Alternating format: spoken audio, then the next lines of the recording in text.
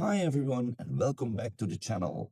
Today we're diving into a manga that has haunted my thoughts for years. A series so dark, so twisted, so utterly brutal that it leaves a very deep mark. And for those of you who've been holding your breath, wondering if there's finally news, if Brutal Confessions of a Homicide Investigator is finally coming out of hiatus. Well, we'll get to that heartbreaking reality a little bit later in this video. But trust me, even with its unresolved fate, this one is absolutely worth talking about. So, what is Brutal Confessions of a Homicide Investigator? What exactly is Brutal? It's a Seinen police murder thriller, a spin off from another series called Trace Forensic Scientific Researchers' Recollections. Written by Kei Koga with art and adaptation by Ryo Izawa. This manga pulls absolutely zero punches. If you're looking for something that is going to coddle you, you're in the wrong place. This is a vicious, dark series from the get go. At the heart of this twisted tale is Hiroki Dan. On the surface, he's everything you'd expect from a top tier detective. He's handsome, successful, incredibly talented, and the son of a former police commissioner. He's on a fast track to the top of the Metropolitan Police Department. And here's the kicker, the dark secret that defines the series. Hiroki Dan is also a serial killer.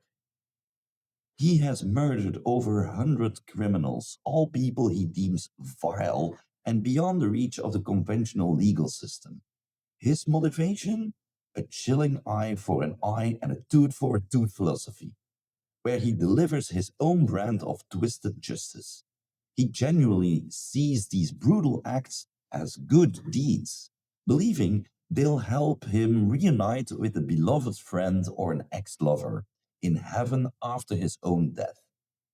And get this, his methods are wildly inspired by the 1973 horror classic The Exorcist. We're talking about spider walks, the coffee spewing, even a scene based on the infamous cross masturbation. He gets a perverse gratification from driving his victims to utter despair.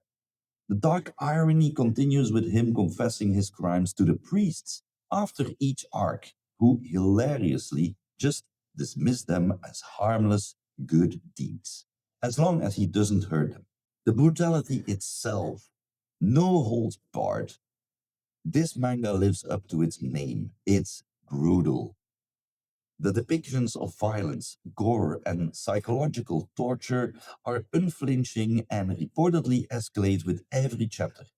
Seriously, I've seen reviews that say, have a barf bag handy.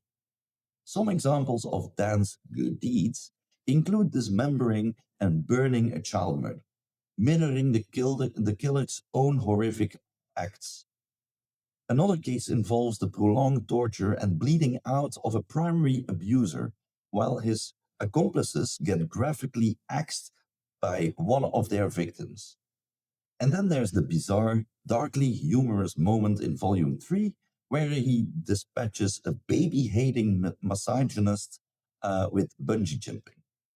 Each volume typically contains three disconnected stories, focusing on a new criminal and Dan's unique brand of retribution. What I loved about this series, so despite or perhaps because of its extreme nature, Brutal is incredibly compelling. I found myself completely hooked from the beginning. It's a genuinely creepy, hard to stomach thriller that truly pulls zero punches.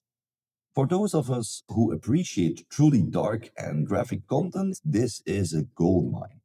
Hiroki Dan himself is a fascinating character. He's a total freak, and I say this with fondness. I was absolutely obsessed with him, and honestly, I often found myself vibing with the villains more than the hero.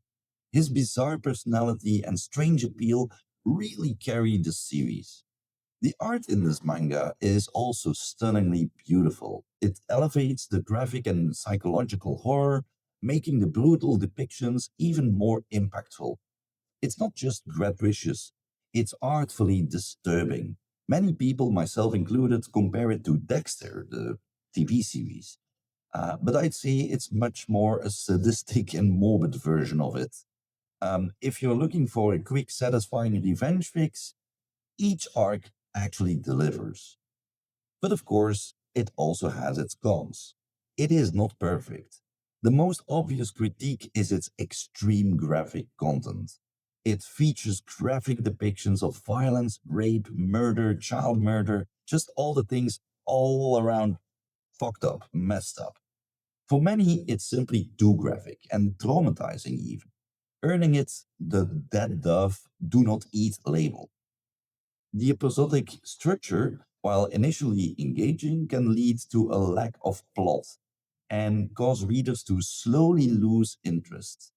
There isn't strong overarching narrative or a significant character development beyond Dan's established routine, which can feel repetitive after a while. There's also a noticeable tonal shift. Past the first volume, the series can become significantly goofier. While the bungee jumping murder was bizarrely funny, it sometimes detracts from the initial serious psychological horror vibe. And finally, the ethical questions it raises. There's a controversial moment where Dan punishes a self righteous journalist for antagonizing a murderous mother, leading to her suicide. This really highlights the irony of a self righteous character getting murdered for being self righteous by another self righteous character. It makes you wonder if the series is truly a deep psychological commentary or just a sadistic torture fest. Now, for the question many of you are probably waiting for, is Brutal coming back? The unfortunate truth is no, not that we know of currently. The series is currently on an indefinite hiatus. It concluded its published run with 5 volumes, and there hasn't been any new material for over more than 2 years now.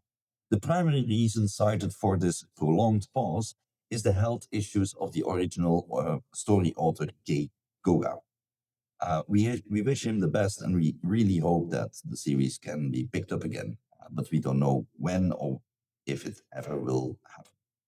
This means many critical aspects of Hiroki Dan's character and motivations remain frustratingly unexplored. We still don't have a concrete, detailed explanation for his actions beyond his desire to reunite with his friend or ex lover. Unresolved backstory leaves a significant void, and honestly, it seems unlikely we'll ever get the full picture.